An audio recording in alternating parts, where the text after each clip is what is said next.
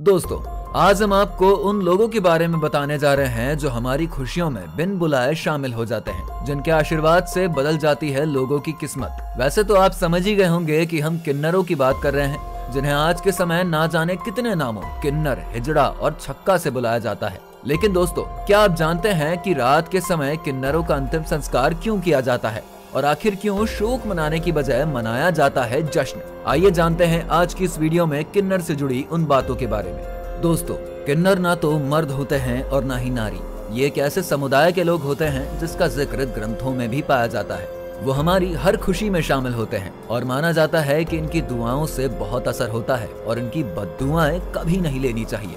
दरअसल किन्नरों की एक अलग ही दुनिया है। किन्नरों के बारे में ऐसा कहा जाता है कि जब उनके समुदाय में किसी की मृत्यु होती है तो उसका अंतिम संस्कार रात के घने अंधेरे में किया जाता है। ऐसा इसीलिए ताकि किन्नर का अंतिम संस्कार कोई दूसरा बाहरी व्यक्ति ना देख पाए। अगर कोई दूसरा व्यक्ति किन्नर के अंतिम संस्कार को देख लेता है तो ऐसा माना जाता है कि इसका अगला जन्म भी किन्नर का ही होगा।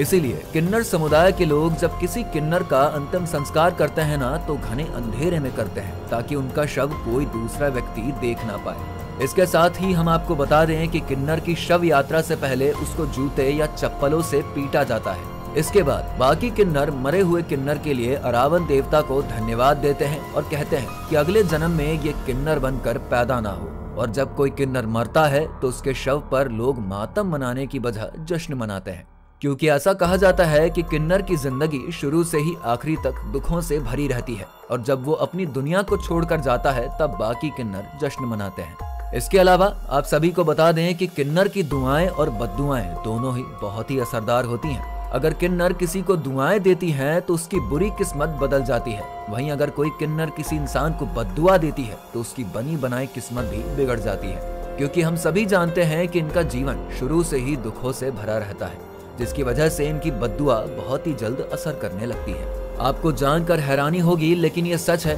कि किन्नर समुदाय के लोग भी शादी करते हैं, लेकिन किसी इंसान के साथ नहीं बल्कि अपने इष्ट देवता इरावन के साथ। और इससे भी ज्यादा हैरान करने वाली बात यह है कि ये शादी सिर्फ एक दिन के लिए होती है, क्योंकि ऐसा माना जाता है कि शादी के अगले दिन ही इरावन की मृत्यु हो जाती है, जिसकी वजह से किन्नर विधवा हो जाती है। हालांकि शादी के अगले दिन ही किन्नर एक विधवा की तरह अपना सारा श्रृंगार उतारती है और विधवा होने का शोक भी मनाती है। इसके अलावा आप सभी को बता दें कि किन्नरों के बारे में बहुत सी कहानियां भी बताई जाती हैं, लेकिन उनमें से एक कहानी प्रभु श्री राम से भी जुड़ी हुई है। दरअसल ऐसा बताया जाता है कि जब भगवान श्री राम 14 वर्षों का वनवास काटने के लिए अयोध्या छोड़ने लगे थे ना, तब उनकी प्रजा और किन्नर समुदाय भी उनके पीछे पीछे चलने लगे थे। तभी भगवान श्री राम ने उन्हें वापस अयोध्या लौटने के लिए कहा।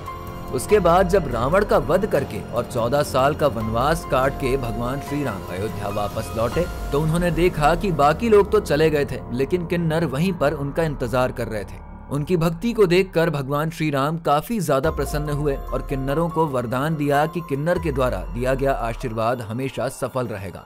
तब से वो अपने बच्चों के जन्म, विवाह आदि मांगलिक कार्यों में वे लोग अपना आशीर्वाद देने जरूर शामिल होते हैं। आपकी जानकारी के लिए बता दें कि किन्नर समुदाय में भी गुरु शिष्य की परंपरा लगातार चलती आ रही है। किन्नर समुदाय का गुरु भी खुद पैदाइशी किन्नर होता है।